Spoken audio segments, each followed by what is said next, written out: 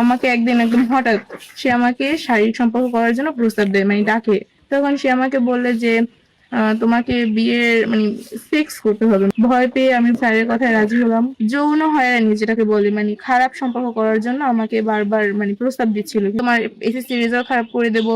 রাত্রে যখন প্রাইভেট পড়তে যাই, এবার স্যার আমাকে ডাকেন রাত্রে, প্রচুর খারাপ একটা কথা বললো যে একবার খেলে বাবু হয়ে যাবে, তার আবার বয়স হয়। পুলিশ তরফগাছি মাধ্যমিক বিদ্যালয়ের শিক্ষক রফিকুল ইসলামের কাছে প্রাইভেট পড়তেন এই ছাত্রী। শুরুতে স্যারের সাথে মেসেঞ্জারে কথা হলে স্যার বিভিন্ন সময় নোংরা কথা বলতেন এই ছাত্রীকে।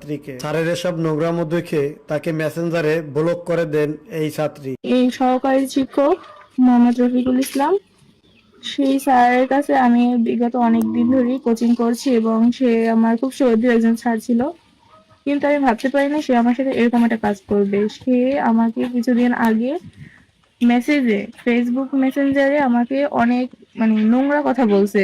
হঠাৎ বলার পর আমি সেগুলোর প্রতিবাদ করছি যে স্যার এগুলো আপনি কি বলেন, বলে আমি তাকে ব্লক করি। মেসেঞ্জারে ব্লক করে দিলে রেগে যান রফিকুল ইসলাম। আনব্লক করার জন্য এই ছাত্রীকে দেন বিভিন্ন ধরনের হুমকি। ব্লক করে দেওয়ার পর সে, আমি স্কুলে গেছি পর সে আমাকে বলছে তুমি আমাকে কেন ব্লক করছো, তুমি ব্লকটা খোলো, তুমি যদি ব্লক না খোলো তাহলে তোমার সাথে কিন্তু অনেক খারাপ হবে। আমি তখন প্রতিবাদ জানাই যে স্যার আপনি কি করবেন, আমি তো কোনো খারাপ কাজ করি নাই, আপনি আমাকে শুধু শুধু হুমকি দিচ্ছেন কেন। তখন সে বলে তুমি আমার কথা শুনবা, আমি শুনতে বলছি তাই শুনবা, এত কথা বলো কেন তুমি, আমি তোমাকে যা বলছি সেগুলো করো।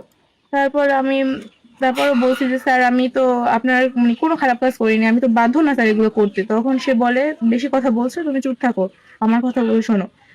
তুমি কি চাও তোমার রেজাল্ট খারাপ হোক? এক পর্যায়ে ছাত্রীর সাথে সম্পর্ক স্থাপন করার জন্য সরাসরি প্রস্তাব দেন রফিকুল ইসলাম। এক পর্যায়ে তার প্রস্তাবে রাজি না হলে পরীক্ষায় ফেল করিয়ে দেবেন বলে অভিযোগ করেন ভুক্তভোগী এই শিক্ষার্থী। যৌন হয়রানি যেটাকে বলি, মানে খারাপ সম্পর্ক করার জন্য আমাকে বারবার মানে প্রস্তাব দিচ্ছিল, কিন্তু আমি সেটাকে মানে রাজি হচ্ছিলাম না। এই কারণে সে আমাকে হুমকি দেয় যে তুমি কি চাও তোমার পরীক্ষার রেজাল্ট খারাপ হোক। আমি কিন্তু চাইলে তোমার আমি তোমার ইংলিশ টিচার, আমি চাইলে তোমার ইংলিশের রেজাল্ট খারাপ করতে পারি।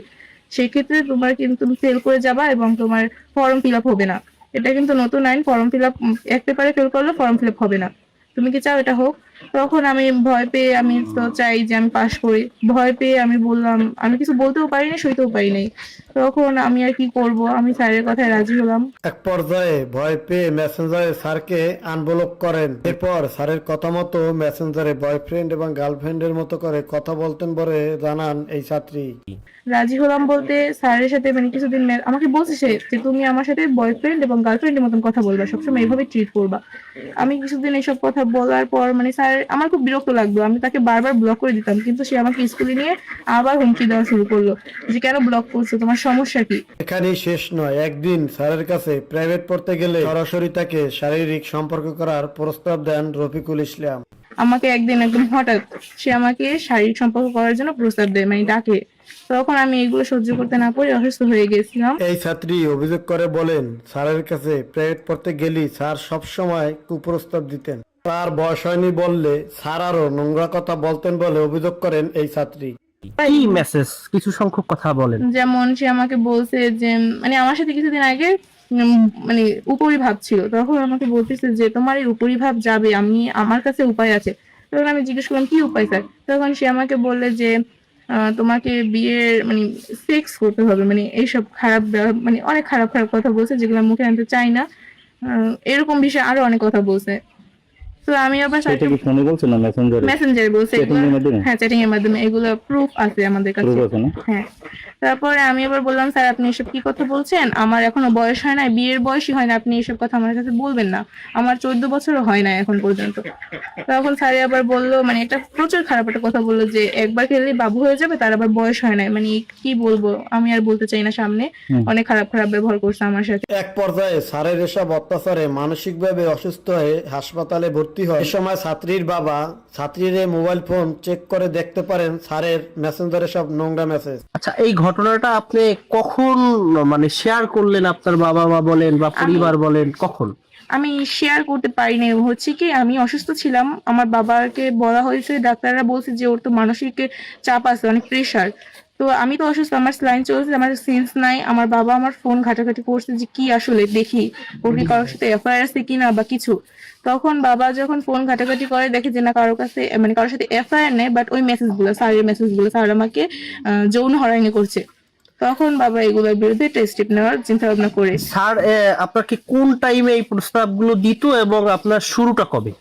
এটা শুরু হচ্ছে মার্চ মাস থেকে, অনেক আগে থেকে, মার্চ মাস, তখন থেকে এইগুলো শুরু করছে আমার সাথে। এই ছাত্রীর অভিযোগ স্যার সবসময় তাকে হুমকি দিত, এসব বিষয় যাতে পরিবারের কারো কাছে শেয়ার না করি। এত কিছু হয়ে যাওয়ার পরেও নিজের ফ্যামিলির সাথে শেয়ার করি নাই যে এরকম আমি কিছু ভয়ের হয়েছে। কারণে শেয়ার করতে পারিনি, আমি অনেকবার চাইও পারি নাই, সে আমাকে নানাভাবে হুমকি দিছে। কি এই রকমের? কারণে যেমন তোমার এসএসসি রেজাল্ট খারাপ করে দেবো, এবং তুমি একটা মেয়ে মানুষ, তোমার রেপুটেশন আমি খারাপ করে দেবো, তোমার ধরো আমি একজন টিচার, আমি বললে সেটা সবাই বিশ্বাস করবে, তোমার মানে রেপুটেশন খারাপ করে দেবো। একটা মেয়ে মানুষ হয়ে রেপুটেশন খারাপ তো আর কেউ চাবে না, তাই না? আমি একজন মেয়ে মানুষ, আমি চাই না কখনোই আমার মান-ইজ্জত নিয়ে কখনো, আমার মান-ইজ্জতটা সব থেকে বড়, তাই আমি ভয় আর কারোর কাছে কিছু বলি না। তোমার স্যারের বিচার দাবি করে ভুক্তভোগী ছাত্রী বলেন, সে আমার বাবার সমতুল্য, এর বিচার না হলে এরকমের ঘটনা সমাজে ঘটতেই থাকবে। আপনি কি চান এখন? আমি এটার মনে করেন আমি সেই স্যারের কঠোর শাস্তি চাই, এটার বিচার চাই, এটার সুষ্ঠু বিচার চাই। আমি কেন, আমি সে টিচার, সে আমার বাবা সমতুল্য, আমি তার সন্তান সমতুল্য, সে কেন আমার সাথে এই কাজটা করবে? তার মন- আমরা শুনেছি আপনার সাথে এই ঘটনা ঘটার আগেও নাকি 2 বছর আগে তার এরকমের খারাপ চরিত্র সম্পর্কে মানুষ জানতো। আপনি কি সেটা জানতেন না?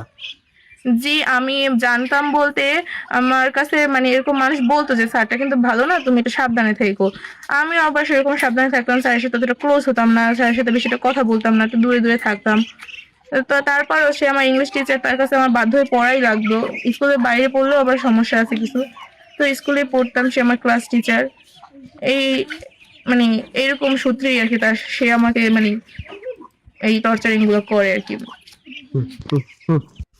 আমি একজন মেয়ে মানুষ, আমি চাই না আর আমার আরো অনেক বোন আছে এই স্কুলে পড়াশোনা করে, তারাও তো আমার বোনের মতন ছোট বোন আছে। আমি চাই না আমার সাথে যেটা ঘটেছে তাদের সাথে সেটা ঘটুক, এরকমের যৌন হয়রানির শিকার তারা হোক। এই স্যারের শাস্তি চাই এবং বিচার চাই, যেন সে দ্বিতীয়বার আর কারোর সাথে এরকমের খারাপ কাজ করার চিন্তাও না করতে পারে। আচ্ছা, এরকম যে তোমার প্রতি মানে টর্চারিং করতো, বিরক্ত করতো, তোমার বান্ধবী যারা সহপাঠী তারা কি মোটামুটি? আর একজন বান্ধবীর কাছে শেয়ার করায় সেটা যেন কিভাবে যেন স্যার জানতে পারছে, তারপর আমাকে সে আবারও সে হুমকি দিছে, তুমি কি করতে, মানে আমার মেসেঞ্জারে এগুলো হুমকিগুলো আছে যে লেখা, যে তুমি কার কার সাথে এই কথাগুলো বলছো, তুমি কারোর সাথে বলবা না এই কথাগুলো, কে জানে তোমার সাথে আমার কথা হয় সেগুলো। স্কুলের অন্য ছাত্রীরাও স্যারের বিরুদ্ধে অভিযোগ করে বলেন, স্যার বিভিন্ন সময় তাদেরকে আকার ইঙ্গিতে খারাপ প্রস্তাব দিতেন। আমি যখন এসএসসি পরীক্ষা দিব 2022 সালে, স্যারের সাথে তখন আমার প্রথম পরিচয় হয় পিটি স্কুলের হলে, ওইখানে আমার পরীক্ষার হল পড়ে। তো প্রথম দিন স্যার হলে যাওয়ার পর থেকে সাধারণ স্টুডেন্টদের দিকে যেভাবে দৃষ্টিভঙ্গি থাকে একজন শিক্ষকের, তার দৃষ্টিভঙ্গি আমার দিকে ওইরকম ছিল না। সে একটু অন্যভাবে তাকাইতো আমার দিকে, বা একটু মানে অন্যরকম কথা বলতো। তো প্রথমে আমি ওইটা ওরকম ভাবে নেই নাই। দেন পরীক্ষা শেষে আমি বাসায় আসি এবং রাতে যখন প্রাইভেট পড়তে যাই, তখন স্যারের সাথে আমার আবার দেখা হয় এবং স্যার আমাকে ডাকেন রাত্রে। কিন্তু আমি স্যারের ডাকি সারাদিন, আমি হচ্ছে স্যারকে একটা সালাম দেই, দিয়ে আমি প্রাইভেটে চলে যাই। তো তখন স্যার আমার দিকে একটু মানে অন্যভাবে করে বা আমাকে টাচ করার চেষ্টা করে। দেন হচ্ছে আমি একদিন পর আবার পরীক্ষার হলে যাই, তখন স্যার আমাকে বলেন যে যখন রাত্রিবেলা ডাকছি তখন আসো নাই, পরবর্তীতে এটা ভালো হবে না, তোমার কিন্তু খবর আছে। তো 2022 সালে আমার সাথে এরকম একটা ঘটনা ঘটছে এবং আমি শুনলাম যে এই কিছুদিন আগে নাকি আমার একটা ছোট বোনের সাথে এরকম একটা ঘটনা ঘটছে, মানে এর থেকেও জঘন্য একটা ঘটনা ঘটছে। তো আমি একজন স্টুডেন্ট প্লাস আমি একজন মেয়ে হিসেবে দাবি করছি যে তার যেন কঠোর একটা শাস্তি হয়, এবং তার ভিতরে আমি কোনোদিনও কোনো শিক্ষকের কোনো জিনিস পাইনি। একজন শিক্ষকের ভিতরে যে আদর্শ থাকার কথা, সেই আদর্শ আমি তার ভিতরে দেখিনি। তো আমি সবশেষে এতটুকুই বলি যে তার জন্য মানে অনেক বড় একটা শাস্তি হয়, এবং তার শাস্তি দেখে যাতে পরবর্তীতে কোনো শিক্ষক কিংবা কোনো ছেলেরা মেয়েদেরকে ডিস্টার্ব করার সাহস না পায়। জাস্ট এতটুকুই আমাদের দাবি আপনাদের। আসসালামু আলাইকুম ওয়া রাহমাতুল্লাহি ওয়া বারাকাতুহু। প্রিয় দর্শক, পাটুয়াখালীর এই শিক্ষার্থীর মুখ থেকে যে চাঞ্চল্যকর তথ্যগুলো পেলেন, কিভাবে পরীক্ষায় পাশ করিয়ে দেবার লোভ দেখিয়ে নিজস্ব চাহিদাগুলো পূরণ করেন একজন শিক্ষক, এই সম্পূর্ণ এই মেয়েটার মুখ থেকে তার বিস্তারিত জানার পর আপনাদের মূল্যবান মন্তব্য জানাবেন। প্রিয় দর্শক, প্রতিনিয়ত এমন ব্রেকিং নিউজ গুলো আপনাদের মাঝে তুলে ধরার চেষ্টা করি। আজকের ভিডিওটি নিয়ে আপনাদের মূল্যবান মন্তব্য জানাবেন।